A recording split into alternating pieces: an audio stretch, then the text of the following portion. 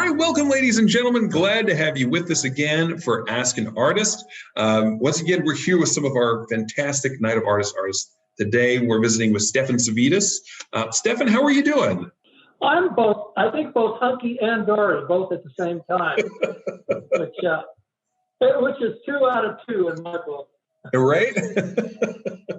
It's just so exciting. It's wonderful for us to be able to take the opportunity to sit down and chat with you all. I'm finding it just more and more interesting each time, getting to talk with our artists, finding out a little bit more of your story and being able to share that with our viewers. So I guess to get right into it, tell us a little bit particularly about your story in terms of how did you come to be a professional artist? Well, I feel like one of the blessed few in regard to the fact that I've been an artist my entire life. I've never woke up to an alarm clock to go to work, commuted anywhere. The main focus of my art early on was taxidermy. I actually learned taxidermy, avian taxidermy, at the age of 12. And a number of years ago, I thought, well, if I really want to leave my mark on the world of wildlife art, taxidermy is not really the way to do it. I was encouraged by a very good friend of mine who said, you ought to think about doing bronze sculpture. While I had the vision 30 years ago to move into sculpture, I didn't do that until about maybe 15 to 20 years ago that I decided to make the full-on effort to switch from taxidermy to sculpture. So that's wonderful. Well, I mean, as you say, it seems like it's a career that's been predicated on this love of wildlife. I mean, whether it's been working with taxidermy, trying to create that, I guess, almost like illusion of life, or bronze sculpture or painting or carving or whatever it's been, it seems like it's largely been based around wildlife. What is it that attracts you to wildlife subjects? I came into this world fascinated by birds specifically.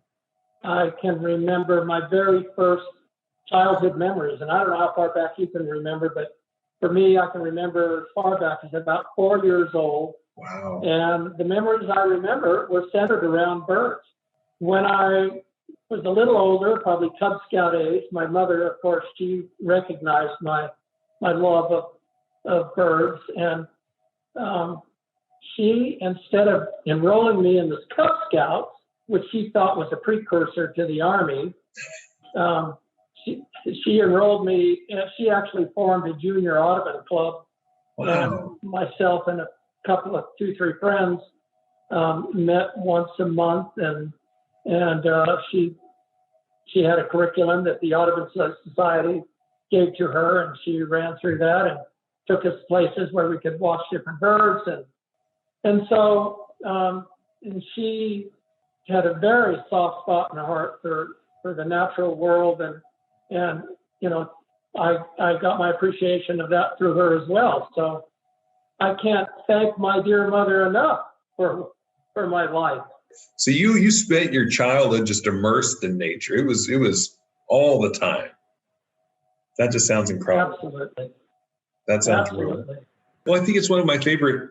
Some of your favorite pieces I've seen. There were a number of bird skulls that you did as bronze pieces that I thought were so fascinating, just in the sense of providing the understanding that, again, that foundational, knowing those birds from the inside out, knowing their anatomy. And I think it really separates a good piece from a great piece of artwork when the artist has that fundamental understanding of the structure of life.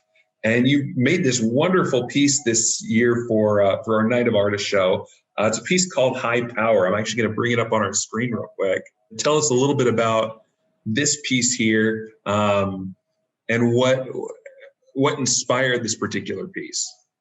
Everybody loves eagles, and you know, they're almost cliche in a way, but the golden eagle to me is the ultimate of all the birds of prey. Well, I shouldn't say that.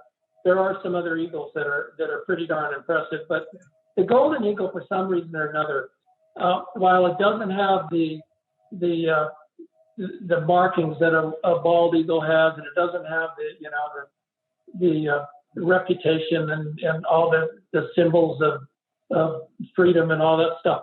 The golden eagle is, to me, much keener of a hunter than the bald eagle. And they just the look in their eye and their face and the power. Those birds can take down small deer. I mean, they're just an amazing machine. But this one, I wanted to have it completely static, but just show the impressiveness of this bird and mainly focused on those powerful legs. But I didn't exaggerate anything, and I think I still captured the power of the golden eagle, and hence the name High Power. I thought was a fitting name for that bird. I mean, absolutely.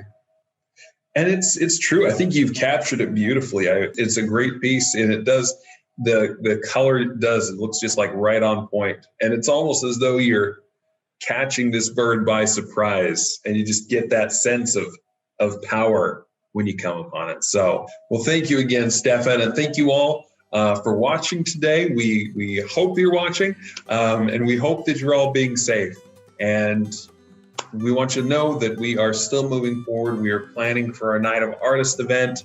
We're going to have some amazing pieces out there like High Power, and we hope to see you all very soon out at the museum. Thank you all. Have a great day. Well, thank you, Ryan.